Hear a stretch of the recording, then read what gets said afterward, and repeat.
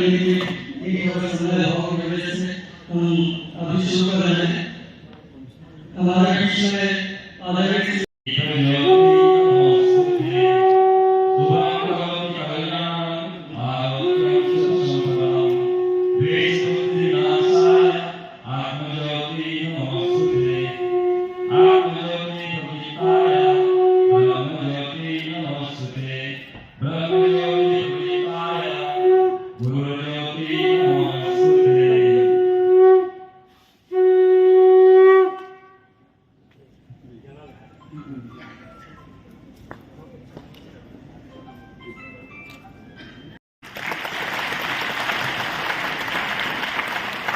बहुत बहुत धन्यवाद अजय जी सर।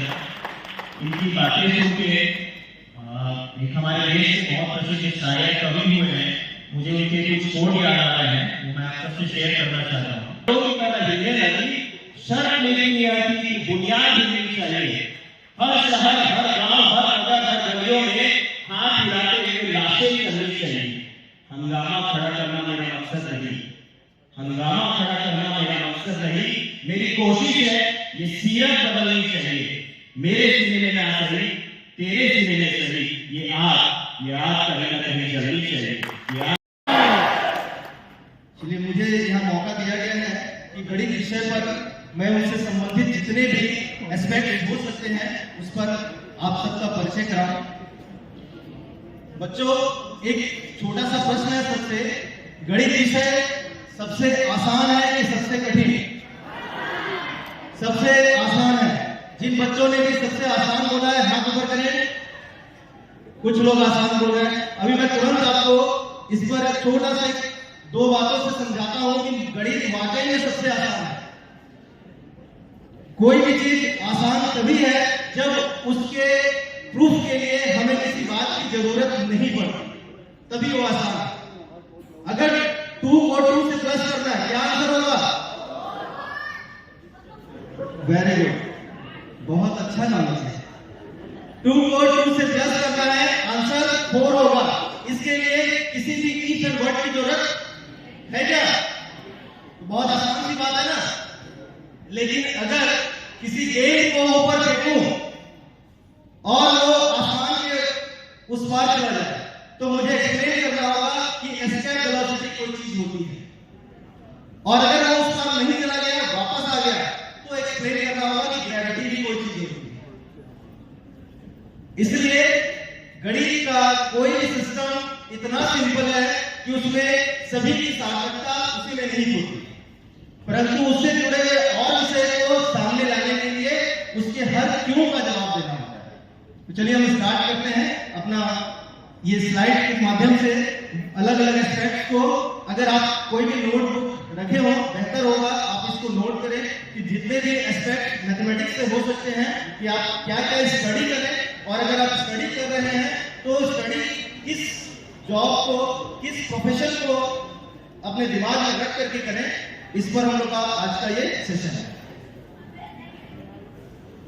सभी ये मालूम है कि life is impossible without mathematics. चाहे किसी भी पर्सन का संबंध बुक से हो या ना हो, वो पैदा होते ही विभिन्न अलग अलग कार्यों में गणित का उपयोग करता है। बच्चों सभी ने सुनेंगे, गणित का उपयोग करता है। और बताऊंगा सर, नेक्स्ट स्लाइड। जब आप 12th में एडमिशन होते हैं, 12th का एग्जामिनेशन दे देते हैं, इसके बाद आपके पास ये टोटल 6 डिफरेंट एग्जामिनेशन होंगे जिस पर आप अपना भाग्य आजमा सकते हैं आगे के फ्यूचर के लिए। इसमें जो आप फर्स्ट देख रहे हैं IIT जेईई का, इससे सभी परिचित है ना? जोर से आवाज नहीं आ रही? Very nice. इसमें फिजिक्स, केमिस्ट्री और मैथमेटिक्स, इन तीनों विषय में हम लोग को 12th पास के बाद 75% मार्क्स मिनिमम चाहिए होता है, तब हम लोग इस एग्जामिनेशन में बैठ सकते हैं। इसके बाद बिट्सैट, ये बिट्स पिलानी, ये बिरला इंस्टीट्यूट ऑफ टेक्नोलॉजी के द्वारा ऑर्गेनाइज किया गया एक अलग से एंट्रेंस एग्जामिनेशन होता है जिसमें आप अलग अलग विषय पर इंजीनियरिंग से रिलेटेड स्टडी कर सकते हैं। इसी प्रकार से वेस्ट बंगाल जेईई होता है, इसके डिटेल में आगे के स्लाइड्स में अभी बताऊंगा। एक एग्जामिनेशन होता है नेशनल एंट्रेंस स्क्रीनिंग टेस्ट। बहुत कम ही बच्चे इससे रूबरू होते हैं। ये बहुत इंपॉर्टेंट एग्जामिनेशन है। इसके बेस पर हम लोग जो 5 साइंस के सब्जेक्ट्स हैं, मैथमेटिक्स, फिजिक्स, केमिस्ट्री, बायो के बॉटनी और जूलॉजी, इस पर फंडामेंटल स्टडी, बेसिक स्टडी करके उस पर हम रिसर्च करते हुए फॉरेन के डिफरेंट प्लेसेस से डायरेक्ट कोलैबोरेट कर सकते हैं एनईएसटी के माध्यम से। सीयूटी डिफरेंट प्लेसेस पर बैचलर डिग्री लेने के लिए एग्जामिनेशन होता है।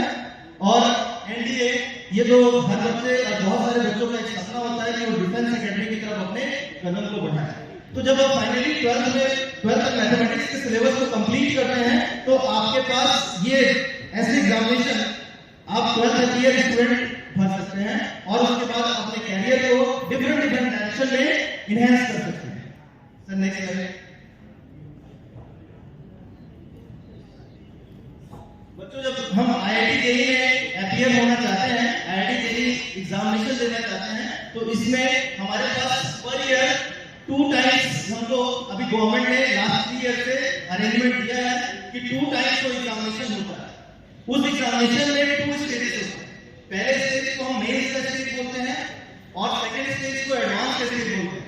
और बहुत मजे की बात है कि मेंस स्टेज को क्रॉस करने के लिए बहुत अलग अलग बुक्स, कहीं बाहर जा करके बड़े जगह पर पढ़ने की जरूरत नहीं। आपके पास 11th 12th में ही एनसीईआरटी की बुक आती है।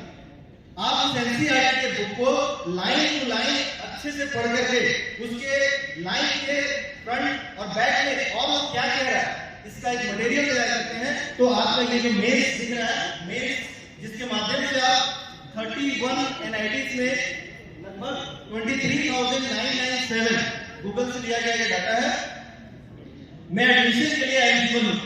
और किसी भी ब्रांचेस में ग्रेजुएशन आप इंजीनियरिंग फील्ड में या फिर सिंपल साइंस में भी कंप्लीट कर सकते हैं। मेंस के बाद एक और सेक्शन होता है उसी आईआईटी जेईई का, वो एडवांस का सेक्शन।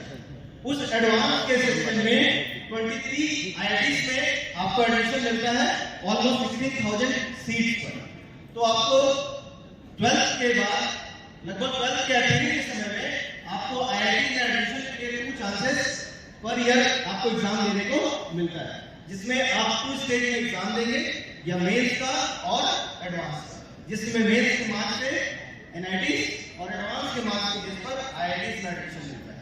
मेंस की तैयारी कंप्लीट एनसीईआरटी से होती है। मोस्टली बच्चे उसको थोड़ा सा नजरअंदाज करते हैं और वो दूसरे बुक्स पर एक ही सब्जेक्ट की भले 5 बुक्स परचेज कर लेंगे, पढ़ना हो या ना, लेकिन अपने एनसीईआरटी को घर में बैग नहीं रहता है। लेकिन मेरा सबसे गुजारिश है कि एनसीईआरटी को बहुत प्रेफर करें। आपका मेंस आप 2 साल के बाद खुद देखेंगे कि आपका मेंस बहुत अच्छे से अच्छे मार्क्स से स्ट्राइक हो चुका है। फिर जब मैंने बहुत सारे एग्जामिनेशन का फर्स्ट स्लाइड पे लिया था, उसी एग्जामिनेशन के बारे में थोड़ा बताना चाहूँगा। अगर इसमें एक और हमने जो स्टार्टिंग के 6 एग्जामिनेशन देखे थे, उसमें एक और पार्ट था NEST, national entrance screening test. इसके बेस पर IISER और national institute of science education and research centre, ये 2 डिफरेंट प्लेस है जहां पर आपको एडमिशन मिल सकता है। इसका एक ब्रांच भुवनेश्वर में है, जिसके 5 डिफरेंट ब्रांचेस हैं, और एक ब्रांच मुंबई में है, उसके भी 5 डिफरेंट ब्रांचेस हैं। टोटल 10 अलग अलग कॉलेजेस हैं। इस कॉलेज में 12th के बाद आप NEST का एग्जामिनेशन देंगे और उसके मार्क्स के बेस पर एडमिशन होगा। यहाँ से आपको जो मौका मिलेगा, वो मौका होगा या वो जो आपको अपॉर्चुनिटीज मिलेगी, वो पढ़ने की अपॉर्चुनिटी मिलेगी। मैथमेटिक्स है, फिजिक्स है, केमिस्ट्री है, बॉटनी है, जूलॉजी, ये 5 फंडामेंटल साइंस सब्जेक्ट हैं। इस पर आप अपना रिसर्च बेसिक स्टडी से स्टार्ट करके आगे तक कर सकते हैं। फिर इसमें जो जॉब लगता है, वो जॉब के प्लेसेस हैं। सबने नाम सुना होगा Tata institute of fundamental research, सबने नाम सुना होगा सिंफर, सबने नाम सुना होगा Bhabha institute of research centre, सबने भाभा एटॉमिक रिसर्च सेंटर का नाम सुना है कि नहीं? बार का नाम सुना है? Anyone interested in job in बार में किसी को जॉब करने का इंटरेस्ट है? जोर से। इन सभी में आपको जॉब करना है एज ए साइंटिस्ट, तो उसके लिए आपको सभी 5 फंडामेंटल सब्जेक्ट पर पीएचडी बेसिक स्टडी से स्टार्ट करके करना होता है। आप अगर अपना कैरियर उस साइंस के फंडामेंटल में रिसर्च के लिए निकालना चाहते हैं तो आप उसके लिए NEST एग्जामिनेशन के थ्रू आगे बढ़ सकते हैं। इसके बाद हमने अभी तक जो देखा कि 12th अगर आपने मैथमेटिक्स लिया है तो कौन कौन से एग्जाम दे सकते हैं और उस एग्जाम के बेस पर ऑलमोस्ट कहाँ एडमिशन होता है। इसी प्रकार से मैथमेटिक्स के कुछ मॉडर्न एस्पेक्ट भी हैं कि मैथ्स लेकर के अगर स्टूडेंट स्टडी कर रहा है तो वो और कहाँ जॉब कर सकता है, जिसको आज आप अपने माइंड में रख करके आगे स्टडी के लिए मूवमेंट ले सकते हैं। ये कुछ मॉडर्न एस्पेक्ट हैं जिस पर मैथमेटिशियंस काम करते हैं। जैसे सबसे पहला है डाटा साइंटिस्ट। अभी के समय में सबसे ज्यादा ग्रोइंग जॉब है डाटा साइंटिस्ट का। डाटा साइंटिस्ट बनने के लिए मैथ्स में ग्रेजुएशन प्लस डाटा साइंटिस्ट में डिप्लोमा का कोर्स या पीजी का कोर्स करना होता है। डाटा साइंटिस्ट किसी भी कंपनी के जितने भी स्ट्रक्चर और नॉन स्ट्रक्चर डाटा होते हैं उनका स्टडी करते हैं और स्टडी करके उससे रिलेटेड प्रेडिक्शन करते हैं कि आप अपने कंपनी को किस डायरेक्शन में ले जाएंगे कि प्रॉफिट हो। ये हम मैथमेटिशियंस का काम है। सर नेक्स्ट, ऐसे ही होता है ब्लॉकचेन डेवलपर। ब्लॉकचेन डेवलपर भी मैथमेटिशियन जो ग्रेजुएशन मैथमेटिक्स में किए हैं वो अपने आप को इस पोस्ट पर, ये सबसे अभी के समय के ऐसे पोस्ट हैं जिसमें जो मॉडर्न पोस्ट है जिसमें कि स्टूडेंट अपने आप को देखना चाहते हैं। इसमें कंपनी से जितने भी लूप पॉइंट्स होते हैं उसको सॉर्ट आउट करना और उसको आगे सॉल्व करके कंपनी को प्रॉफिट देने से रिलेटेड वर्क होता है। Sir next, machine learning expert.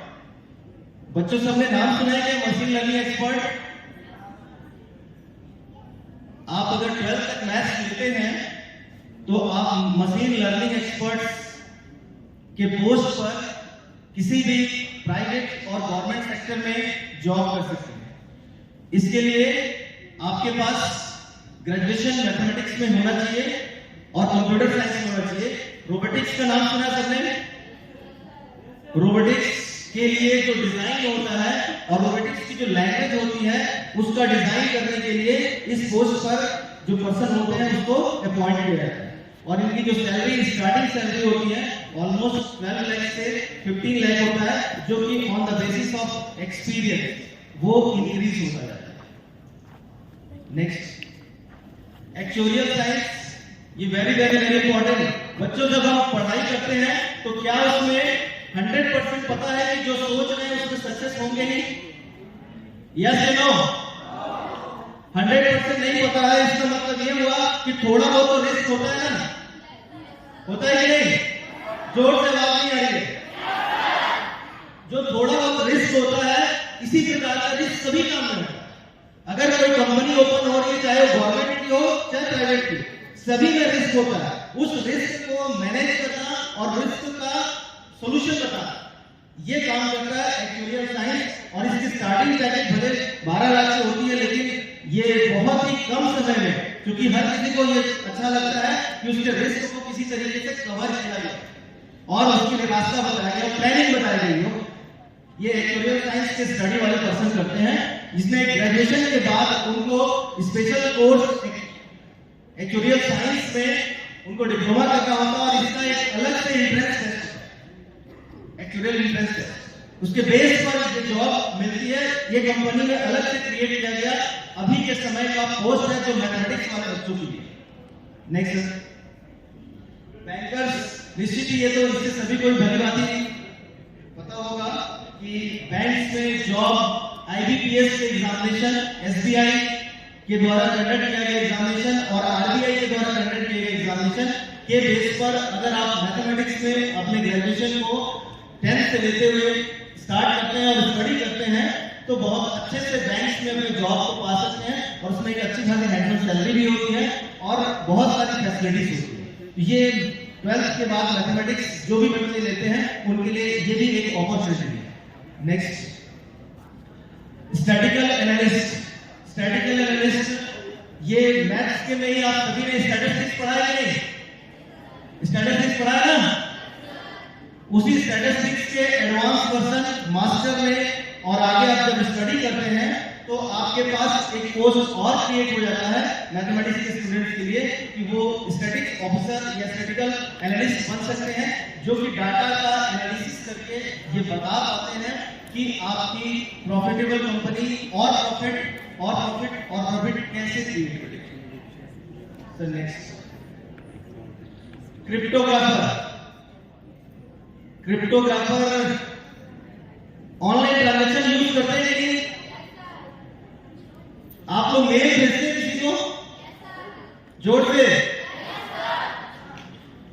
जो मेल आप अपना मेल किसी को जब मेल करते हैं तो प्राइवेट ये मेल उसी के पास केवल जाए। इसकी सिक्योरिटी के लिए इंटरनेट में एक पोस्ट, इंटरनेट वर्किंग में पोस्ट क्रिएट है क्रिप्टोग्राफर। क्रिप्टोग्राफर अलग अलग एजेंसीज जैसे अमेज़न, फ्लिपकार्ट या कोई भी ऐसे एजेंसीज, गवर्नमेंट एजेंसीज ये पोस्ट को क्रिएट करती है और ये पोस्ट केवल मैथमेटिक्स से कंप्लीट किए हुए, जिन्होंने 12th तक मैथमेटिक्स कंप्लीट किया है उनको, अगर वो इंजीनियरिंग में कंप्लीट किए हैं ग्रेजुएशन या कंप्यूटर साइंस में कंप्लीट किए हैं ग्रेजुएशन, उनके लिए ही ऑफर करती है। क्रिप्टोग्राफी से सारे ऑनलाइन ट्रांजैक्शन से रिलेटेड जॉब्स आपको मिलते हैं। इसका इनिशियल पैकेज 8 लाख से स्टार्ट होता है और फिर एक्सपीरियंस बेस पर बच्चों ये बढ़ता जाता है।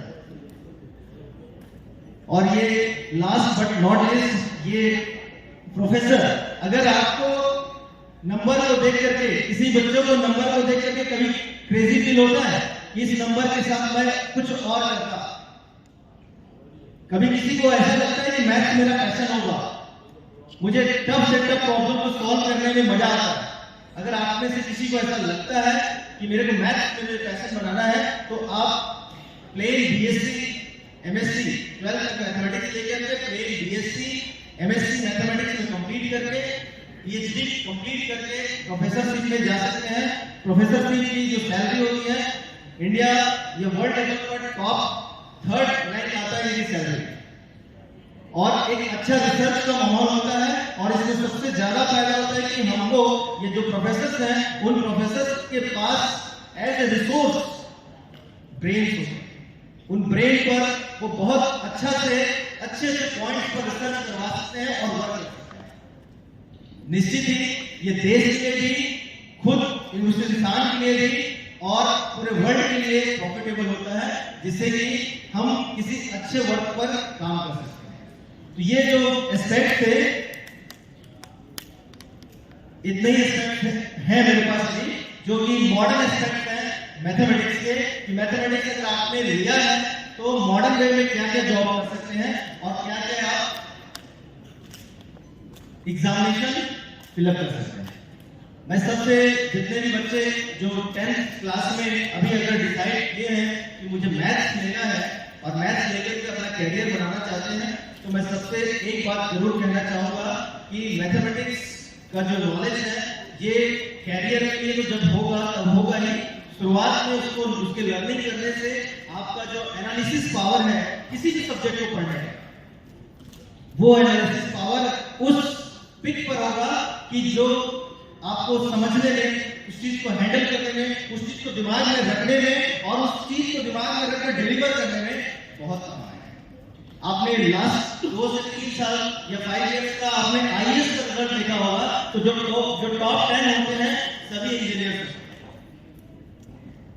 ऑलमोस्ट लोग, क्योंकि मैथमेटिक्स का जब आप स्टडी करते हैं तो मैथमेटिक्स का स्टडी से आपका ब्रेन एनालाइज ब्रेन है, आपको पता होता है कि इस लाइन के आगे मुझे कोई भी बात अगर रखना है या कुछ भी बात सोचना है तो मैं उसको सोच पा रहा हूं और उसको सीख पा रहा हूं।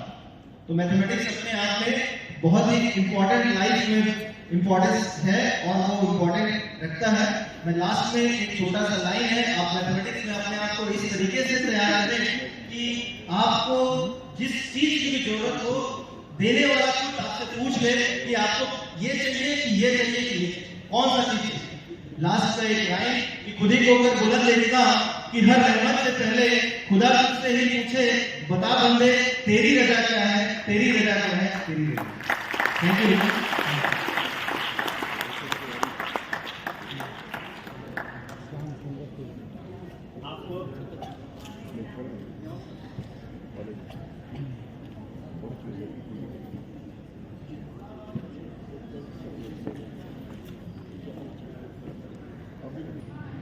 जीरो से लेकर 9 खड़े थे, 9 में 8 में चपट मारी। 8 में बोला क्या बात है, मैंने क्यों मारा है, और मैं तुमसे बड़ा हूँ। 9 8 में 7 को मारी, भाई पिछले 7 ने क्या तुझे नहीं जवाब दिया, मैं 8 बड़ा हूँ तुमसे, इससे बड़ा हूँ। इस तरह 7 में 6 को 5 को ऐसे लगातार मारते गए। 2 ने जब 1 को मारी, 2 ने बोला मैं बड़ा हूँ, आप छोटे हो। अब 1 के बाद तो बिल्कुल शून्य था। उसने सोचा मैं क्या करूं। उसने क्या किया, शून्य को अपने पास बिठा दिया और वो कितना बन गया, 10। ये है गणित। आप चाहे तो उसके साथ एक आनंद ले सकते हैं और चाहे तो आपस में झगड़ा करवा सकते हैं। सादर प्रणाम, नमस्कार। बाकी जनरल को सादर प्रणाम करता हूँ और यहाँ जितने भी मेरे सीनियर्स हैं उन सभी को प्रणाम। और प्यारे बच्चों, कैसे हैं सब आप लोग? मजे में? कॉमर्स लेने की इच्छा रखने वाले कितने बच्चे हाथ उठाएंगे? वेरी गुड, बहुत बढ़िया। और मुझे ऐसा लगता है कि इस सेशन के बाद जो बच्चे हैं जो कॉमर्स नहीं लेना चाहते हैं, वो शायद ये सोचने लगेंगे कि क्या हमें कॉमर्स लेना चाहिए।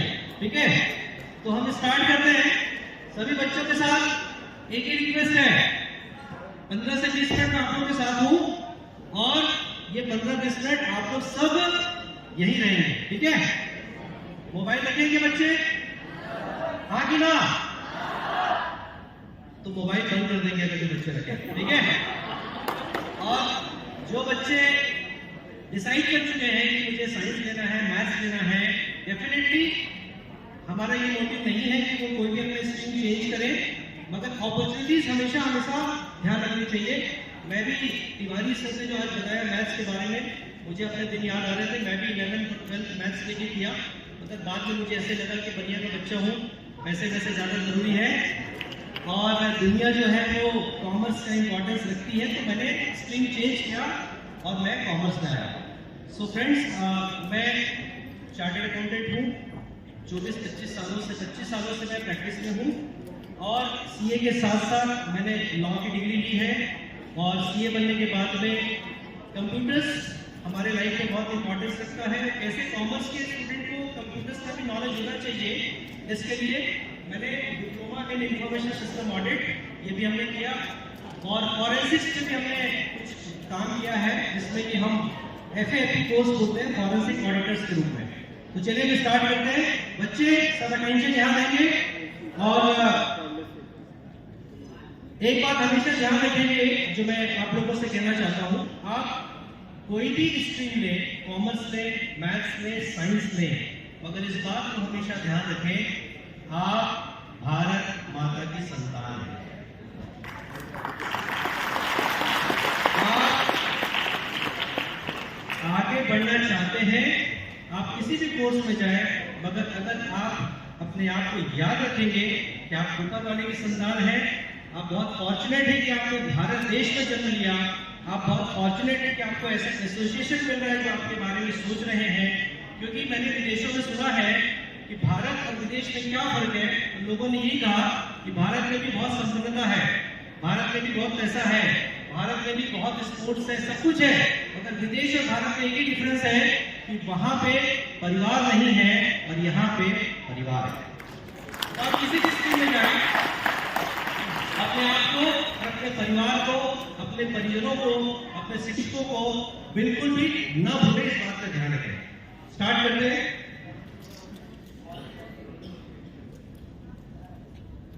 सो नेक्स्ट देखिए, कुछ अपॉर्चुनिटीज जो है 12th के बाद बच्चों के पास जो आती है उसके बारे में बताना चाहूंगा, कुछ आप लोगों को मालूम होगा। As I said, I am a chartered accountant। इसलिए नहीं कि मैं चार्टर्ड अकाउंटेंट इसलिए मैंने इसको फर्स्ट नंबर पे रखा है। Chartered accountancy is the dead end of the commerce. अगर आप कॉमर्स स्ट्रीम में जाना चाहते हैं तो सीए प्रोफेशन डेडलाइन है। Once you become a chartered accountant, आप ये मान के चलिए आप कॉमर्स स्ट्रीम की जो सबसे ऊंची बॉडी है या जो लाइन है उसको आपने क्रॉस कर दिया। ये है cost and management accountant. Chartered accountant जैसे ही है, सीए में हम क्या करते हैं, ऑडिट और अकाउंट्स में हम एक्सपर्टीज बनते हैं। वैसे ही institute of cost and management accountant CA में जिसे हम कहते हैं वो कॉस्ट अकाउंटेंट में बनते हैं। कंपनी सेक्रेटरी, कॉमर्स करने के बाद में आपने सुना होगा यू बिकम कंपनी सेक्रेटरी, जिसमें कंपनी लॉ आप जानते होंगे, private limited companies, public limited companies, ये कंपनीज कैसे गवर्न होती है, कैसे चलती हैं, उसके बारे में पूरी जानकारी किसे होती है, कंपनी सेक्रेटरी के पास। ये एसीसीए, इसके बारे में मैं नेक्स्ट आपको बताऊंगा। ये इंटरनेशनली रिकॉग्नाइज्ड सर्टिफिकेशन कोर्स होता है जो यूएसए कंडक्ट करती है। अगर आप इस कोर्स को ग्रेजुएशन के साथ में करते हैं तो आप ग्लोबली एक सर्टिफाइड अकाउंटेंट बन जाते हैं। यूजीसी नेट, अभी तिवारी सर ने भी बताया कि अगर आप टीचरशिप करना चाहते हैं, प्रोफेसर बनना चाहते हैं, तो आप यूजीसी नेट क्वालिफाई कर सकते हैं और आप कॉमर्स स्ट्रीम में एक अच्छे प्रोफेसर बन सकते हैं। बैंकिंग, सर ने बताया मैथ्स के स्टूडेंट भी बैंकिंग में जा सकते हैं। कॉमर्स के स्टूडेंट के लिए भी इक्वली आप कह सकते हैं अपॉर्चुनिटीज हैं कि वो बैंकिंग स्ट्रीम में जा सकते हैं।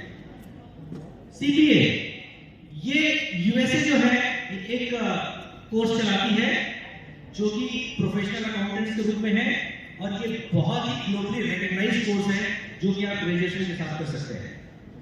सीएफए, सीपीए मतलब आप कह सकते हैं कि जो हम chartered accountant, Indian chartered accountant है, जो यूएस का चार्टर्ड अकाउंटेंसी है, जो ग्लोबली रिकॉग्नाइज्ड है, वो सीपीए होता है। ये आप ग्रेजुएशन के बाद कर सकते हैं और चार्टर्ड अकाउंटेंट बनने के बाद भी कर सकते हैं। जैसे मेरे बहुत सारे फ्रेंड्स अभी सीपीए कर रहे हैं, इंटरनेशनली वो काम कर सकते हैं। यहाँ रहकर के आप यूएस की सर्विस ले सकते हैं, यूएस की सर्विसेज आप यहाँ ले सकते हैं। सीएफए, ये सर्टिफाइड फाइनेंशियल एनालिस्ट होता है। Very very good course. Financial analyst, आप प्रॉफिट और बैलेंस शीट समझते हैं, क्या नफा हुआ, क्या नुकसान हुआ, हम उसकी एनालिसिस कैसे कर सकते हैं, सीएफए कोर्स के थ्रू हम कर सकते हैं। This is LLB.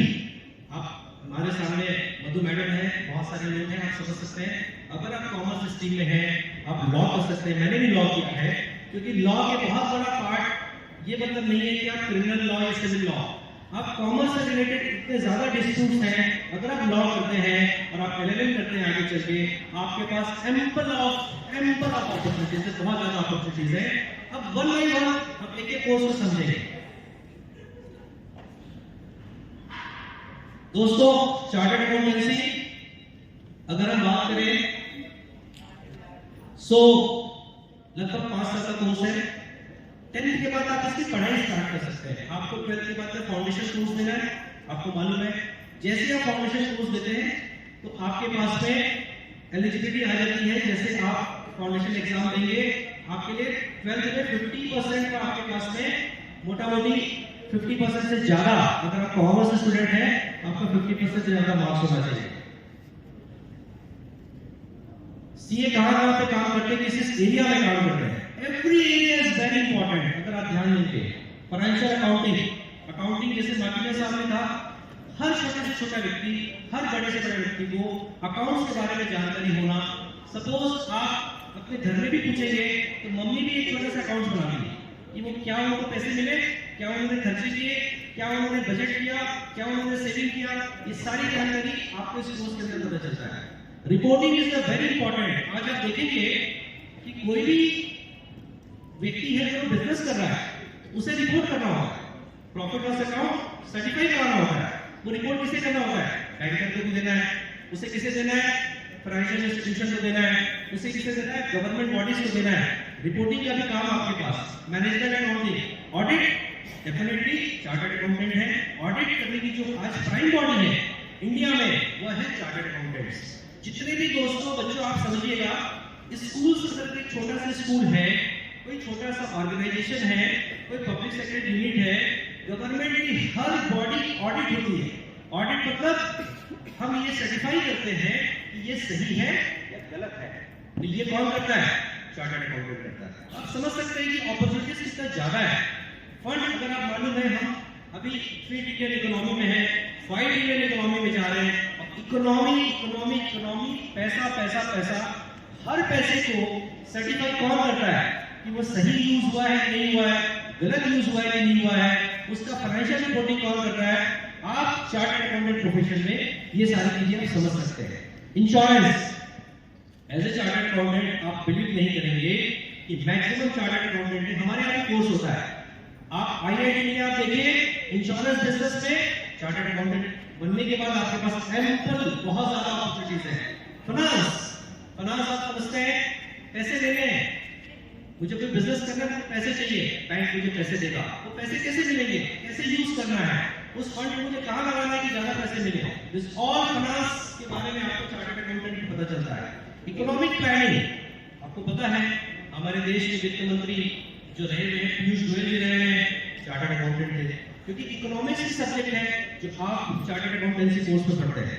Capital formation, कहाँ पे खर्चा करना है, कहाँ पे इन्वेस्टमेंट करना है, किस तरीके से बिजनेस डेवलप करना है, ये सारी चीजें आप इस कोर्स के अंदर समझ सकते हैं। इसके एग्जाम फाउंडेशन कोर्स होता है, फिर 12th के बाद आप दे सकते हैं। कॉमर्स के बच्चों के लिए 50% चाहिए, और जो नॉन कॉमर्स बच्चे हैं, जो साइंस स्ट्रीम से हैं, उन्हें 55% चाहिए। उसके बाद इंटरमीडिएट कोर्स होता है दोस्तों, जिसके लिए आपके पास 2 रास्ते हैं। आप फाउंडेशन कोर्स एंट्रेंस एग्जाम के थ्रू जा सकते हैं, या आप ग्रेजुएशन के बाद जा सकते हैं। ग्रेजुएशन के बाद जाने के लिए आपके पास ग्रेजुएशन में 50% कोर्स होगा, 55% आपको होना चाहिए कॉमर्स के लिए, और जो बाकी है मिनिमम 55% अदर देन कॉमर्स के लिए होना चाहिए। नॉन कॉमर्स में 60% है, और कॉमर्स में 55% है। अगर आप इतना अपने ग्रेजुएशन में लेके आते हैं, आप CA इंटरमीडिएट में एंटर हो सकते हैं। 2 रास्ते में, आप डायरेक्ट 12th के बाद जा सकते हैं, और आप ग्रेजुएशन के बाद भी जा सकते हैं। और उसके बाद CA फाइनल एग्जाम है। दोनों जगह पे आपको 2-2 सेमेस्टर्स होते हैं, 4-4 पेपर होते हैं। और सबसे खास बात इस प्रोफेशन की है, जो मुझे बहुत पसंद है, आपका सबसे ज्यादा स्किल डेवलपमेंट होता है। स्किल डेवलपमेंट का मतलब ये हो गया कि आपको एक एम्प्लॉयर मिलता है जिसके पास आप आर्टिकल करते हैं। जैसे हमारे पास CA स्टूडेंट है, ये जो स्लाइड प्रिपेयर की है मेरे CA स्टूडेंट है, मैं उससे स्लाइड प्रिपेयर की है। तो ये जो बच्चे होते हैं, इनकी ट्रेनिंग स्टार्ट हो जाती है right from the first day. वो स्किल डेवलपमेंट स्टार्ट हो जाता है कि कैसे बुक्स बनाना है, कैसे अकाउंटिंग करनी है, कैसे ऑडिट करनी है। मतलब आफ्टर बिकमिंग चार्टर्ड अकाउंटेंट आप इमीडिएट अपनी प्रैक्टिस स्टार्ट कर सकते हैं, ऑफिस स्टार्ट कर सकते हैं। दूसरी अपॉर्चुनिटी चार्टर्ड अकाउंटेंट्स के साथ में है कि आप मल्टीनेशनल्स में जॉब कर सकते हैं। अगर आप बहुत अच्छे मार्क्स लेके आते हैं, तो अभी हम आगे आपको बताएंगे कि अपॉर्चुनिटीज क्या क्या है। तो ये कोर्स के बारे में है, फाउंडेशन में क्या पढ़ना है, अकाउंट्स है, बिजनेस लॉ, मैथ्स है, इंटरमीडिएट में अकाउंट्स, कॉर्पोरेट लॉ है, और ये ऑडिटिंग एंड अकाउंट्स। तो ये कोर्सेज है जो चार्टर्ड अकाउंट्स में आपको पढ़ना है। ये फाइनल के कोर्सेज है जिसके बारे में आप लोग बाद में जान सकते हैं, मगर इसमें सारे वो चीजें कवर्ड है जो हर एरिया का। देखिए, अकाउंट्स अपने आप में डिफरेंट फील्ड है, बिजनेस लॉ अपने आप में डिफरेंट फील्ड है, मैथ्स जैसे सर ने बताया मैथ्स भी आप इसमें पढ़ते हैं फाउंडेशन में, कॉर्पोरेट लॉ डिफरेंट फील्ड है, टैक्सेशन, ऑडिटिंग, मतलब इतने कोर्सेज आप पढ़ के जब निकलते हैं आफ्टर बिकमिंग चार्टर्ड अकाउंटेंट, हर फील्ड में आपके पास अपॉर्चुनिटीज है। आप किसी एक सब्जेक्ट में एक्सपर्टीज बनके आप बहुत आगे तक बढ़ सकते हैं। एवरेज सैलरी, अगर कोई चार्टर्ड अकाउंटेंट है तो अगर वो बहुत average chartered accountant in the sense उसे टाइम लग गया है और समय ज्यादा लग गया है, तो भी 7 से 8 लाख रुपए उससे सैलरी मिलती है। वैसे अगर हम देखें, अगर आप अच्छे से CA क्लियर करते हैं तो ये सैलरी पैकेज यदि मार्केट में अवेलेबल है। इनिशियली हम कह सकते हैं finance officer 30 to 35 lakhs, accountants 20 to 25 lakhs, और फाइनेंस मैनेजर जो इनिशियल है 9 से 10 लाख रुपए।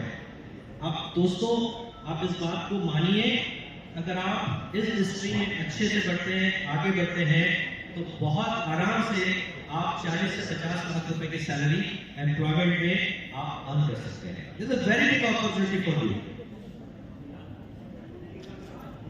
देखिए कुछ एग्जांपल है, आप लोग जानते होंगे बिरला ग्रुप के जो हेड कर रहे हैं अभी आदित्य बिरला ग्रुप को, Kumar Mangal Birla, he is chartered accountant. Rakesh Jhunjhunwala जो अभी हमारे बीच नहीं है मगर जिनको हम इंडिया के वॉरेन बफेट के नाम से जानते हैं, he was also chartered accountant.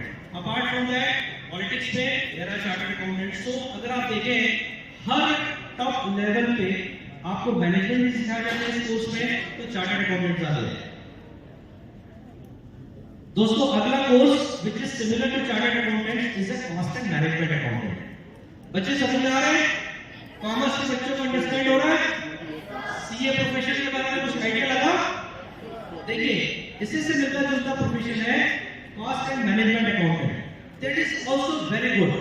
अगर आप एससीएल में जाकर देखेंगे, कोरबा एससीएल एरिया में जितने भी फाइनेंस हेड हैं, जितने भी लोग हैं, वो कॉस्ट एंड मैनेजमेंट अकाउंटेंट हैं।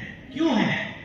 क्योंकि जहां पे भी प्रोडक्शन का मामला होता है, कॉस्टिंग का मामला होता है, कि मैंने एक आइटम बनाई, उसका कितना कॉस्ट रहेगा। सपोज मैंने ये बिल्डिंग बनाई, इस बिल्डिंग में कितना कॉस्ट आना चाहिए। मैंने कोई बालकों में कोई एल्युमिनियम बनाया, कितना कॉस्ट आना चाहिए। इस कॉस्ट से रिलेटेड जो मैनेजमेंट है, ये सारी चीजें कॉस्ट एंड मैनेजमेंट अकाउंटेंट हमें सिखाते हैं। इसका कोर्स लगभग चार्टर्ड अकाउंटेंट जैसा है। इसमें भी फाउंडेशन एग्जाम होता है, इसमें भी इंटरमीडिएट है और इसमें भी फाइनल एग्जाम है।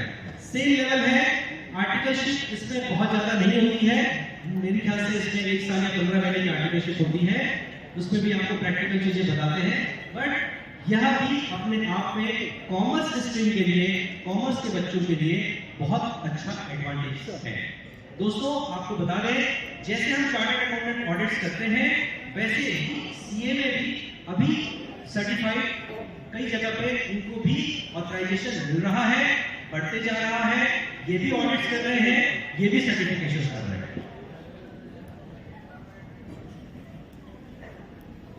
ये इसमें मैं आपको एम्फेसिस बिल्कुल वैसा ही है। पेपर 1 फंडामेंटल्स थोड़ा क्लियर कम है। ऑपरेशनल अकाउंट्स आप बेसिक डिफरेंस से समझ सकते हैं। कॉस्टिंग, अगर आप कॉस्ट के बारे में जानेंगे, इसका एम्फेसिस कॉस्ट अकाउंटेंट में सीएमए में ज्यादा होता है। चार्टर्ड अकाउंटेंट्स में हम अकाउंट्स और ऑडिट में ज्यादा एम्फेसिस करते हैं, और कंपनी सेक्रेटरी में हम कंपनी लॉ पे ज्यादा एम्फेसिस करते हैं। बाकी सब्जेक्ट लगभग सेम होते हैं, ऐसा मान सकते हैं। फाइनल कोर्सेज, जैसा मैंने आपको बताया, ये सारे फाइनल कोर्सेज पे cost and management account, corporate financials, indirect taxes, मतलब इसमें आपको टैक्सेशन भी पढ़ना है, अकाउंट्स भी पढ़ना है, कॉस्टिंग भी पढ़ना है। सारी चीजें जो चार्टर्ड अकाउंटेंट्स में 80 to 90% कोर्सेज सिमिलर होते हैं। जॉब के बारे में बात करें तो हमारे यहाँ पे जो जॉब अवेलेबल है, इंटरनल ऑडिटर्स बनते हैं, आप कॉस्ट अकाउंटेंट बनते हैं, फाइनेंस मैनेजर बनते हैं, असिस्टेंट फाइनेंस मैनेजर बनते हैं, चीफ फाइनेंस ऑफिसर बनते हैं। अगर आप सीएमए बनते हैं तो ये अपॉर्चुनिटीज हैं। सो एम्पल अपॉर्चुनिटीज है। कोर्स चार्टर्ड अकाउंटेंट से तुलना में थोड़ा सा आप ये कह सकते हैं कि रिजल्ट ज्यादा अच्छे हैं, मेहनत थोड़ी कम है। मेहनत इसमें भी बहुत ज्यादा है, आपको फाउंडेशन क्लियर करना है, इंटरमीडिएट टू फाइनल। बट अगर हम अपॉर्चुनिटी के हिसाब से देखें तो सीए से थोड़ा कम अपॉर्चुनिटी है, थोड़ी मेहनत कम है, मगर अपॉर्चुनिटी बहुत ज्यादा है। सैलरी जैसा मैंने आपको बताया, यहाँ पे भी सीएमए की सैलरी कॉस्ट कंट्रोलर 7 लाख रुपए, फाइनेंस मैनेजर 11 लाख रुपए, सीएफओ को 30 से 40 लाख रुपए की पैकेज मिलती है, जो कि डेफिनेटली आप 2-4 साल के बाद ही मिल पाते हैं। उसके बाद भी फाइनेंस कंट्रोलर का 25 लाख की सैलरी है, certified management accountant 5 lakh. So there is a opportunity, ample opportunities है जिसमें कि आप एक अच्छी अर्निंग कर सकते हैं। दोस्तों अब हम बात करते हैं कंपनी सेक्रेटरी। जैसे सेक्रेटरी वर्ड से आपको पता चलता है कि who is very close to someone और who takes care of the principal. वो ऐसे व्यक्ति के बारे में ध्यान रखता है जो कि उसे बार-बार जो जरूरत पड़ती है। सेक्रेटरी का काम क्या होता है? कंप्लायंसेस करना। तो दोस्तों कंपनी सेक्रेटरी का मेन काम है कि कंपनी लॉ से रिलेटेड जो भी हमारे लॉज हैं, क्योंकि आपको पता है कंपनी जो है वो एक अलग बॉडी होती है ना बच्चों? आपको समझते हैं कंपनी के बारे में जानते हैं? प्राइवेट लिमिटेड कंपनी जानते हैं? यस, आपको पढ़ा होगा। ये जो कंपनी होती है इसका रखवाला कौन होता है? Company secretary. यही बताते हैं कि कंपनी कैसे चलानी है। तो जितनी भी कंपनीज चल रही है आज इंडिया में, लगभग कंपनीज को कुछ मैंडेटरी है, लिमिटेड कंपनीज है, कुछ प्राइवेट लिमिटेड कंपनीज है, इसमें कुछ नियम है कि कंपनी सेक्रेटरी रखना कंपलसरी है। तो ये कोर्सेज के लिए भी सेम मैसेज लाइन है। आपको फाउंडेशन एग्जाम देना है, आप 12th के बाद फाउंडेशन में, आपको एग्जीक्यूटिव प्रोग्राम है जिसको आप इंटरमीडिएट कह सकते हैं, आपके पास प्रोफेशनल प्रोग्राम है जो फाइनल ईयर कर सकते हैं। इस तरीके से ये ड्यूरेशन है 8 मंथ्स, 9 मंथ्स एंड 10 मंथ्स। तो लगभग 3 सालों के अंदर में आप कंपनी सेक्रेटरी भी बन जाते हैं। और छोटी जगह को अगर हम एक बार अलग करें तो जो मेट्रो, सेमी मेट्रो सिटीज हैं, यहाँ पे इनकी बहुत रिक्वायरमेंट है और ये एक्सपर्ट होते हैं। इनके पास फाउंडेशन में जैसे मैंने बताया papers, business environment law, business management, business economics, fundamentals of accounting and auditing, ये सारी चीजें आपके फाउंडेशन में आपको मिलती हैं। एग्जीक्यूटिव प्रोग्राम जो है उसमें कंपनी लॉ पढ़ना है, जनरल लॉ पढ़ना है और इकोनॉमिक, बिजनेस, कमर्शियल लॉस पढ़ना है। ये जो कंपनी सेक्रेटरीज होते हैं इन्हें लॉ की बहुत जानकारी होती है। आप ध्यान रखेंगे क्योंकि कंपनी चलानी है तो कंपनी के ऊपर बच्चों बहुत लॉ लगते हैं, बहुत नियम लगते हैं। कैसे कैसे नियम होते हैं भाई? उनको मर्केंटाइल लॉ भी देखना है, उनको लेबर लॉ भी देखना है, उनको कॉन्ट्रैक्ट्स भी समझने हैं, उन्हें एग्रीमेंट भी समझने हैं। ये सारी चीजें कंपनी सेक्रेटरी कवर करते हैं। नेक्स्ट, ड्यूटीज क्या है? जैसे मैंने आपको बताया कि वो चीफ एडवाइजर होते हैं कंपनी के और कंपनी चलाने के लिए वो रिस्पॉन्सिबल होते हैं, कंप्लायंसेस करते हैं। और अगर हम इनकी प्रोफाइल की बात करें तो उनके पास भी 10 लाख रुपए, 8 लाख रुपए, 9 लाख रुपए, 15 लाख रुपए, 20 लाख रुपए, मतलब एम्पल अपॉर्चुनिटीज है। और आप अपनी ऑफिस में प्रैक्टिस भी कर सकते हैं, जॉब भी कर सकते हैं, प्रैक्टिस भी कर सकते हैं। सो मेरे हिसाब से this is also a very good opportunities company secretary करना। अगर आप सेमी मेट्रो या मेट्रो सिटी को फोकस करते हैं तो ये बहुत अच्छी अपॉर्चुनिटीज आपके लिए हो सकती है। दोस्तों, ये यूएसए एसीसीए जो मैं आपको बता रहा था, association of certified chartered certified accountants, इसके बारे में लोगों को कम मालूम है। मगर जो बच्चे ग्रेजुएशन में हैं वो इस कोर्स को कर सकते हैं और आप ग्लोबली प्रैक्टिस कर सकते हैं। देखिए, आपको पता होगा इंडिया, बच्चे ध्यान से सुन रहे हैं, समझ में आ रहा है? ओके, तो ये जो बच्चे आप ध्यान के चलिए, ये कोर्स ऐसा है जिसमें आप वर्ल्ड में कहीं पे भी कॉमर्स से रिलेटेड प्रैक्टिस कर सकते हैं। That is association of chartered accountant, ACCA.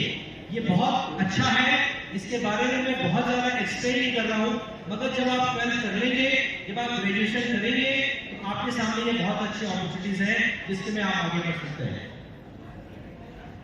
इसके लिए एलिजिबिलिटी क्या है?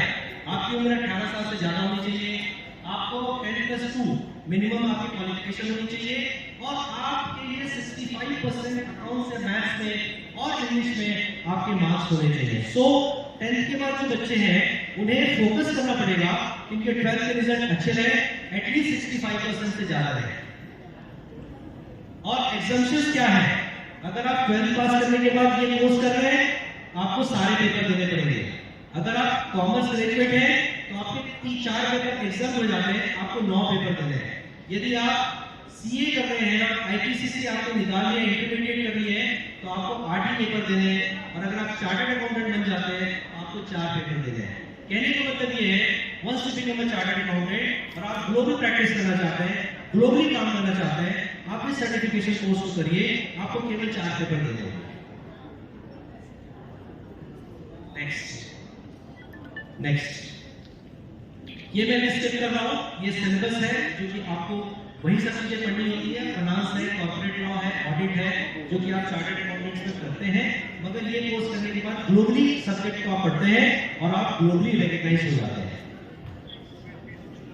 दोस्तों, UGC NET exam, national eligibility test, ये जो एलिजिबिलिटी टेस्ट है, जो बच्चे भी एजुकेशन लाइन में अपना करियर बनाना चाहते हैं, जैसा कि तिवारी सर ने बताया, एक प्रोफेसर जो होता है हाईली रिकॉग्नाइज होता है।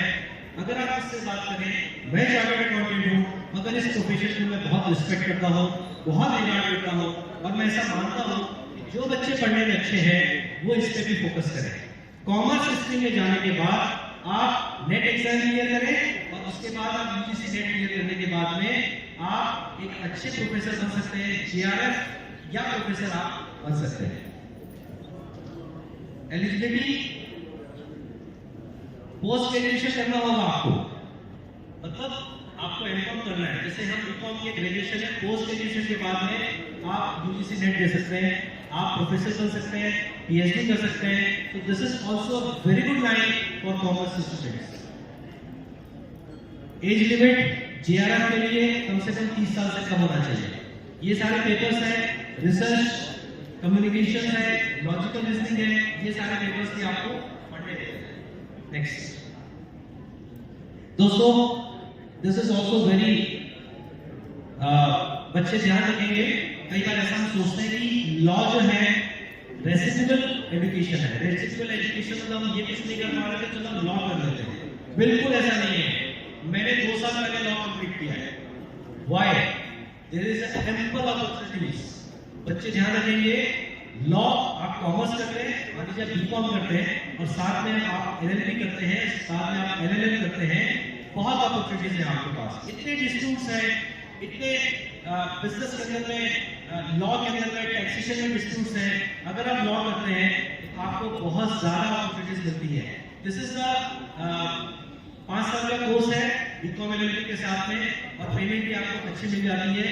और अगर आप अच्छे सफल अधिवक्ता बनते हैं तो पेमेंट की तो कोई बात ही नहीं। नेक्स्ट,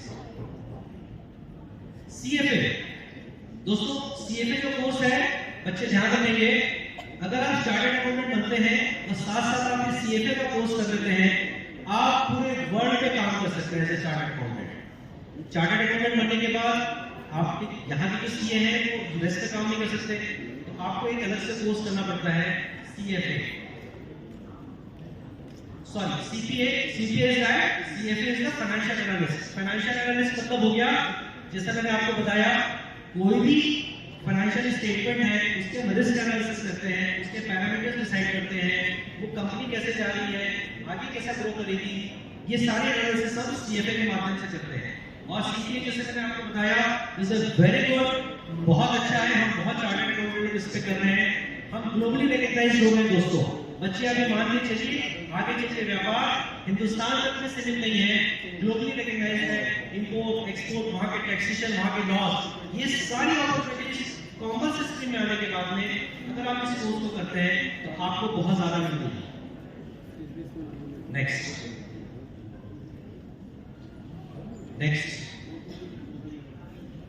वेरी इंपॉर्टेंट, एमबीए कौन करना चाहते हैं? सोचा बच्चों ने एमबीए के बारे में? समझते हैं एमबीए क्या होता है? देखिए, तिवारी सर ने मैथ्स के साथ साथ कई जगह पे मैनेजमेंट वर्ड यूज किया। मैनेजमेंट यूज किया ना, फॉर एग्जांपल आज इतना अच्छा प्रोग्राम हुआ भारत विकास परिषद की ओर से, ये कैसे हो रहा है? गुड मैनेजमेंट, अच्छा मैनेजमेंट। तो बिजनेस में भी मैनेजमेंट की जरूरत होती है। कैसे बिजनेस करना है वो कौन मैनेज करता है? एमबीए करता है। अब इसके अलग अलग स्ट्रीम है, फाइनेंस में आपको एमबीए करना है, मार्केटिंग में करना है, एचआर में करना है, इंटरनेशनल में करना है, ऑपरेशन मैनेजमेंट में, रूरल में, एग्रीकल्चर में, एवरीथिंग वेरी इंपॉर्टेंट, बहुत अच्छा है।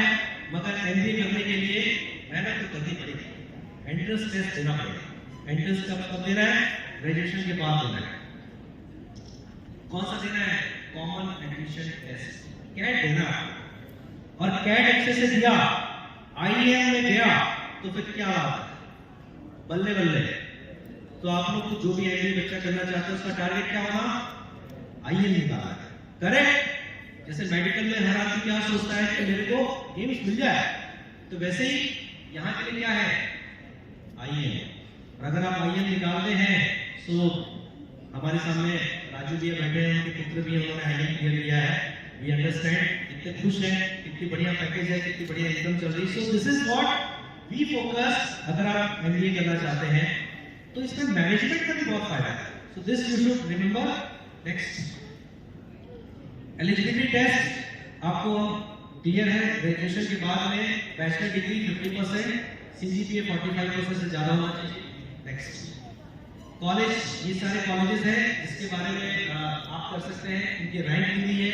आपका टारगेट ये होना चाहिए, IIM Bangalore, IIM Ahmedabad, IIM Calcutta, IIM Delhi, ये सारी चीजें आपके टारगेट्स होने चाहिए। नेक्स्ट, टॉप यूनिवर्सिटीज जी, ऑलमोस्ट टॉप यूनिवर्सिटीज के बारे में मैंने बताया हुआ है। नेक्स्ट, सो बैंकिंग के बारे में हम डिस्कस नहीं करेंगे, तिवारी सर ने ऑलरेडी बताया है। कॉमर्स स्टूडेंट के लिए बैंकिंग IBPS एग्जाम के थ्रू आप जा सकते हैं, that is also very good opportunity, जिसमें आप आगे बढ़ सकते हैं। नेक्स्ट, सो सारी चीजें 9 कंस्ट्रेंट है, हम 1 by 1 नहीं कर सकते। मेजर कोर्सेज हमने डिस्कस किया है, उसके बावजूद भी कॉमर्स स्टूडेंट के लिए ये बहुत सारी अपॉर्चुनिटीज है। UPSC ग्रेजुएशन के बाद कर सकते हैं, PSC, data analytics, architectures, hotel management, B.Ed, M.Ed, Indian economic services, stock analyst, stock market में portfolio management, professional accountant, actually investment advisor, investment banking, professional financial advisor. Next, stock broker, relationship manager, digital marketing, budget analyst, sales manager, product manager, human resource management, marketing, sales, ample of opportunities. अगर आप commerce stream जाते हैं बच्चों, पढ़ना अच्छे से है, 11 12 बढ़िया से ताकत लगा के पढ़नी है, अच्छे परसेंटेज लाने हैं, एक आदत बन जाएगी, आपके पास बहुत सारे रास्ते हैं, बहुत अच्छा कर सकते हैं। लास्ट बट नॉट लिस्ट, ये जो 2 साल है 11 और 12, ये आपके वापस नहीं आने हैं, ठीक है? ये 2 साल आपके पास वापस नहीं आने हैं। फोकस करिए, दोस्ती यारी, मोबाइल, टेलीफोन, घूमना फिरना सब साइड कर दीजिए, focus on 11th and 12th। Thank you so much.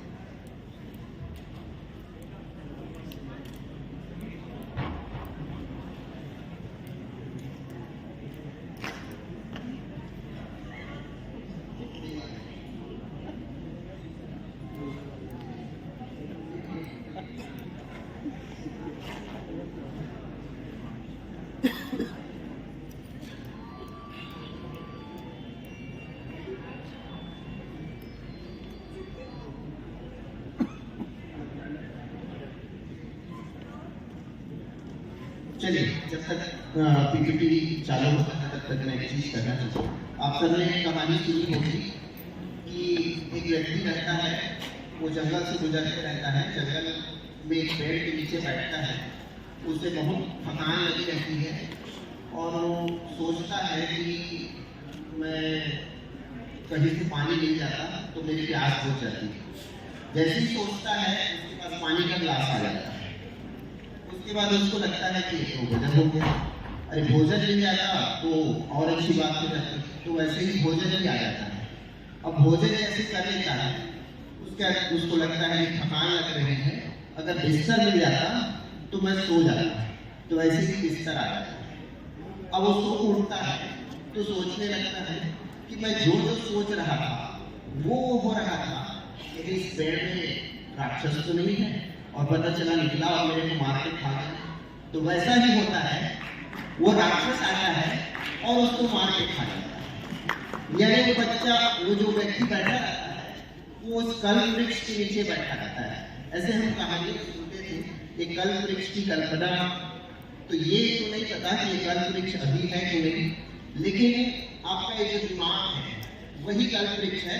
तो आप आज जो सोचेंगे आप कल नहीं होंगे, यानी आप अच्छा सोचेंगे तो आप अच्छे होंगे, और अगर आपने सोचा कि मेरे को राक्षस मार के खा जाएगा तो फिर आपको राक्षस मार के खाएगा। तो इसलिए जब भी सोचे तो अच्छा ही सोचे। एक चीज आपने और देखा होगा कि हम सब लोग, क्योंकि छत्तीसगढ़ कृषि प्रधान देश है और छत्तीसगढ़ कृषि प्रधान राज्य है, हम जाते हैं देखते हैं खेत है, खेत के बीच से गुजरते रहते हैं, देखते हैं कि वहाँ बरसात के दिनों में किसान ने धान का फसल लगाया रहता है, तो उसके बाद वो काटता है तो क्या होता है, धान। गर्मी के दिनों में हम गेहूं लगाते हैं तो क्या होगा, गेहूं। अब आप बताइए कि अगर किसान ने धान लगाया तो गेहूं तो क्या होगा, कौन बच्चा बताए, उससे घास हो जाएगा। तो इसलिए आपके पास जो समय है उसका आप उपयोग कीजिए, नहीं तो मैं तो गेहूं होने वाला है ना धान, फिर घास। चलिए नेक्स्ट आगे बढ़िए। चूंकि ये एजुकेशन से संबंधित है तो भारत देश के मैं इन 3 महान विभूतियों को सादर नमन करते हुए अपना प्रेजेंटेशन चालू करूंगा। गांधी जी एक बेसिक शिक्षा की अवधारणा जो उन्होंने दी थी, उस शिक्षा की अवधारणा अभी तक चल रही है। हमारी न्यू एजुकेशन पॉलिसी भी यही कह रही है कि एजुकेशन के साथ साथ हम बेसिक वैल्यूएबल कोर्सों को जाने। पंडित मदन मोहन मालवीय जिन्होंने 1-1 रुपया चंदा करके इतना बड़ा संस्थान स्थापित कर दिया कि उसके दोनों कैंपस विश्व के सबसे बड़े कैंपस हैं। और आप सब रविन्द्रनाथ टैगोर जी को देख ही रहे हैं जिन्होंने एक ऐसे शांति निकेतन विश्वविद्यालय की स्थापना की जो पेड़ों में पौधों में बैठ के पढ़ते थे। यानी इनके पास साधन नहीं थे, लेकिन इन्होंने एक ऐसे विश्व स्तरीय शिक्षा की अवधारणा को जन्म दिया। और ये जो तीनों महान विभूतियां हैं वो ऐसे घर में पैदा हुए जिनके पास सुबह खाने को मिल रहा है तो शाम को मिलेगा कि नहीं ये बातें थी, लेकिन उन्होंने अपनी मेहनत से ऐसे पदों को सुशोभित किया कि पूरे विश्व में उनका नाम है। तो मैं इनको नमन करते हुए आगे बढ़ता हूँ। ये देखिए जो जंगल में हम कभी कभी पिक्चरों में देखते हैं कि 2 रास्ते कुछ दोस्त जाए करते हैं और ऐसे भटक जाते हैं, एक दूसरे रास्ते में चल देते हैं। पता चला कि फिर वहाँ पे वही पिक्चर वाली सीन याद आती है कि पुरानी हवेली रहती है, वहाँ रात में जाना पड़ता है, अजीब सी आवाज़ें आती हैं। तो ऐसे ही हमारा कैरियर का पात्र है कि अगर आप एक गलत रास्ते में चल दिए तो फिर आपको फिर से वो दिन वापस नहीं आएगा जिस दिन के लिए आपने कल्पना की थी। तो इसलिए आपको कैरियर चुनना है तो उसके कुछ पाथवे हैं। आप पहले सेल्फ असेसमेंट करिए अपना कि हम वास्तव में जिस जो चूज किए इस सब्जेक्ट को उसके लायक हम बने हैं कि नहीं। यानी आप इंजीनियरिंग में जा रहे हैं तो आपको सुबह शाम फिजिक्स केमिस्ट्री मैथ ये बार बार आता है कि नहीं आता है। अगर नहीं आता है आप अपने दोस्त को देख के चल दिए तो आप भटकने वाले हैं इस रास्ते में। अगर आप कॉमर्स में जा रहे हैं तो आपको अकाउंट सूझता है कि नहीं सूझता है, तो इसलिए आप देख लीजिए, उसके बाद ही आप इस रास्ते में जाइए। और बाकी चीजें भी हैं, कुछ चीजें रहती हैं जैसे हम एक होम सिकनेस की बात है, इसलिए मैंने लिखा है कि आप इंडिया में नौकरी करना चाहते हैं या इंडिया में रहना चाहते हैं, आप विदेश जाना चाहते हैं, आप स्टेट में ही रहना चाहते हैं, तो ये आपका इंटरेस्ट है, इसको भी देखिए, उसके बाद ही आप उस बात में रहेंगे। अब एम्बिशन वर्सेस रियलिटी। अब बच्चे के दिमाग में बहुत सारी चीजें चलती है। जब हम लोग भी 11th में थे तो यही सब चलता था कि डॉक्टर, इंजीनियर, पायलट, वकील क्या बने। और अंतिम में ये होता है कि कभी हम अपने आसपास के लोगों को देखते हैं, कभी हम पेरेंट्स की बातें सुनते हैं, कभी हम बगल वाला अगर एलए गया है कोटा पढ़ने तो हम भी चल के ये सोचते हैं, और उन सब में क्या होता है कि कंफ्यूज हो जाते हैं हम। नेक्स्ट, और फिर कंफ्यूज होते हैं तो हम सोचने लगते हैं कि हम आर्ट्स की ओर जाएं, साइंस की ओर जाएं, कॉमर्स की ओर जाएं, आखिर हम किस ओर जाएं जिससे हम एक निश्चित लक्ष्य को प्राप्त कर सकें और इसी लक्ष्य को प्राप्त आप कर सकें। इसीलिए भारत विकास परिषद ने ये प्रोग्राम रखा है। देखिए, साइंस अगर आप लेते हैं तो उसके बाद 12th करने के बाद कुछ एग्जाम तय हैं, जैसे IIT के लिए, मेडिकल के लिए या इंजीनियरिंग कॉलेज के लिए। लेकिन अगर आप आर्ट्स लेके पढ़ते हैं तो 12th के बाद ऐसे कोई एग्जाम नहीं होते जिसमें आप आगे जाएं। फिर इसके लिए होता ये है आर्ट्स में कि आप किसी भी कॉलेज में आपको एडमिशन लेना है तो उस कॉलेज की मेरिट सूची जो रहती है उस सूची में आपके मार्क्स कितने होने चाहिए। तो आप वहाँ ग्रेजुएशन के लिए जाते हैं तो आपने दिल्ली यूनिवर्सिटी का देखा होगा, कई बार उनके कट ऑफ मार्क्स जो है 98, 99 तक चले जाते हैं। यानी आज का क्रेज जो है कितना है इस बात से समझा जा सकता है। 99% हमारे एग्जाम के लिए होता है। अब आप ग्रेजुएशन करेंगे तो इन सब सब्जेक्ट्स को लेकर के कर सकते हैं, history, economics, political science, geography, anthropology, philosophy आदि। या आपकी रुचि लिटरेचर में है तो आप लिटरेचर सब्जेक्ट लेकर कोई भी ग्रेजुएशन कर सकते हैं।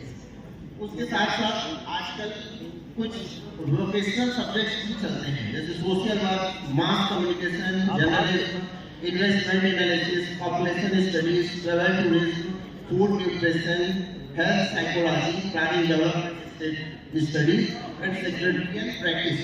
ये वोकेशनल कोर्स भी चलते हैं, इसको भी आप आपके साथ साथ कर सकते हैं। नेक्स्ट, अब हम बात करते हैं कैरियर की, तो मैं आऊँगा, लेकिन ये कुछ ऐसे कैरियर हैं जो छुपे हुए हैं जिसको हम लोग नहीं जानते हैं, क्योंकि ये हमारे क्षेत्रों में नहीं मिलते हैं। तो इसमें anthropologist, archaeologist, economics, educationist, geographer, historian, philosopher, political scientist, population scientist, psychologist, rural development professional और सोशियोलॉजिस्ट, ये सब कैरियर आप आर्ट्स के बाद में ले सकते हैं। नेक्स्ट, ऐसे एग्जाम होते हैं जो एंट्रेंस एग्जाम है, यूपीएससी। आपने यूपीएससी का एक डाटा देखा होगा कि यूपीएससी में सबसे ज्यादा पास उन लोग होते हैं जो आईआईटी या इंजीनियरिंग बैकग्राउंड के हैं। लेकिन आपने अगर यूपीएससी का इस साल का आंकड़ा देखा होगा तो उन सारे लोगों ने 8 सब्जेक्ट लेकर के यूपीएससी क्लियर किया है। कुछ बड़े नाम जैसे आईएएस टापा देवी है, टीना डाबी, सब लोग जानते हैं। जियोग्राफी में उन्होंने एमए किया है, ठीक है। कोरबा कलेक्टर थे रजत कुमार, वो भी ग्रेजुएशन थे, बीए। कोरबा कलेक्टर थे डॉक्टर किरण कौशल, वो भी जियोग्राफी में एमए थे। कोरबा के एसपी थे, अभी वर्तमान एसपी है संतोष सिंह, वो पॉलिटिकल साइंस में जेएनयू से पास है। तो अधिकांश लोग जो हैं वो जाते तो हैं साइंस सब्जेक्ट ले रहे हैं, लेकिन उनका सब्जेक्ट बाद में लोग चेंज कर देते हैं यूपीएससी में, वो होता है आर्ट्स। उसके साथ साथ आप लोग और कर सकते हैं क्या, ये देखिए यूपीएससी का इसीलिए मैंने सिलेबस भी डाला है, तो आप इसको क्रम से देखिए।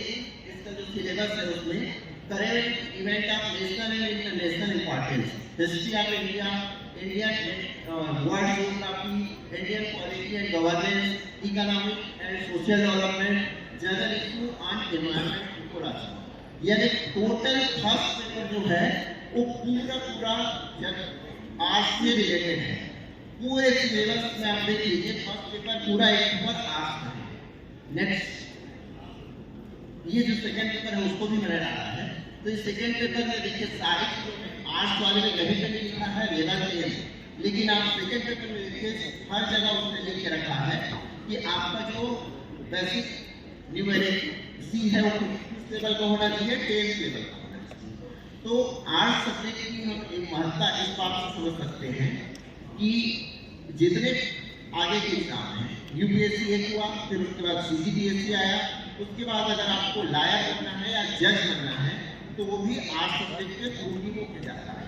उसके बाद अगर आपको प्रोफेसर बनना है तो उसके लिए भी आपके पास आर्ट्स में बहुत अपॉर्चुनिटी है। साइंस में तो सिर्फ 5 सब्जेक्ट होते हैं, आर्ट्स में 15 सब्जेक्ट होते हैं जिससे आप कॉलेजों में प्रोफेसर की नौकरी कर सकते हैं। नेक्स्ट, अंतिम में मैं ये बोलना चाहूँगा कि आप कोई सा भी सब्जेक्ट लीजिए, आप साइंस लीजिए, कॉमर्स लीजिए, आर्ट्स लीजिए, लेकिन आप उन 4 चीज़ों पर फोकस करिए। आपका पर्पस क्या है, आपके पेशेंस है कि नहीं उस सब्जेक्ट के प्रति, पॉसिबिलिटी है कि नहीं उस सब्जेक्ट में। पता चला आपने ऐसे सब्जेक्ट में कर लिया जिसमें कोई पॉसिबिलिटी नहीं है और आप में उतनी क्षमता है कि नहीं, तो आप इन चीज़ों को अगर ध्यान में रख करके अपने करियर की ओर बढ़ेंगे तो निश्चित तौर पे सब्जेक्ट कोई भी हो सकता है, आपको सफलता जरूर मिलेगी। धन्यवाद। नेक्स्ट, कोई क्वेरी हो तो पूछ सकते हैं आप संबंधित। चलिए, धन्यवाद। ये कैरियर काउंसलिंग का जो कार्यक्रम था उसमें आप लोग आए हुए हैं, क्या सीखने के लिए मिला? इसमें हम लोग को मैथ्स में जो जिसको मुश्किल होता है उसको आसानी बनाने के लिए सिखाए और कंटेंट के बारे में सिखाए। जो कॉमर्स लेके पढ़ना चाहते हैं उसमें क्या क्या सैलरी है कि उससे आगे क्या बढ़ा जाता है, उस सब के बारे में सिखाया गया। कैसा लगा आप लोगों को कार्यक्रम? अच्छा, बहुत अच्छा लगा, काहे कि हमें इस कार्यक्रम से हमें और आगे बढ़ने की और सीखने की प्रेरणा मिली है। बहुत से बच्चे जो अपनी बहुत से बच्चे जो अपने लाइफ में बहुत ज़्यादा कंफ्यूज थे कि वो अपने आर्ट्स ले, मैथ ले, कॉमर्स ले। इवन फैमिली मेम्बर भी कुछ दबाव देते हैं अपने ऊपर कि बेटा तू ये बन वो बन, अपना इच्छा उनके ऊपर जताते हैं, लेकिन वो ये नहीं देखते कि बच्चा क्या बनना चाहता है। उसके बारे में यहाँ पर हमें सोल्यूशन दिया गया कि अपने भविष्य के लिए, अपने फ्यूचर के लिए क्या करना चाहिए। और जो हमें जैसे एक होता है ना कि मैथ लेना चाहता है बच्चा, लेकिन वो सोचता है कि वो नहीं कर पाएगा, इसका मतलब वीकनेस एक होती है, अंदर में डर होती है। तो उसको डर को दूर करने के लिए एक बहुत अच्छा सुझाव दिए हैं, वो अलग अलग विषयों के लिए वो अलग अलग तरीके से और बहुत अच्छे सोल्यूशन दिए हैं वो हम लोगों को। हमें बहुत अच्छा लगा सीख कर, और हम भी क्लीन हो चुके हैं कि हमें क्या लेना है और हमें जो लेना है, और जो सब्जेक्ट के बारे में वो समझाए हैं। हमें अब कोई डर नहीं है, जो सब्जेक्ट हम लेना चाहते हैं वो बिल्कुल हम बेहिचक ले सकते हैं। थैंक यू सो मच उन लोगों को जो हमें समझाए हैं। रहते कि पढ़ाई लिखाई के एनडीए वगैरह, तो हमें 11th के बाद मेरा तो सपना है कि एनडीए क्लियर करके मैं और कुछ एयरफोर्स में जाऊँ या नेवी में जाऊँ। और कॉमर्स वगैरह भी अच्छा है, लेकिन एनडीए करना है तो उसके लिए मैथ लेना पड़ेगा, और साथ ही साथ अच्छे से पढ़ाई केमिस्ट्री फिजिक्स भी क्लियर करके हमें आगे बढ़ना।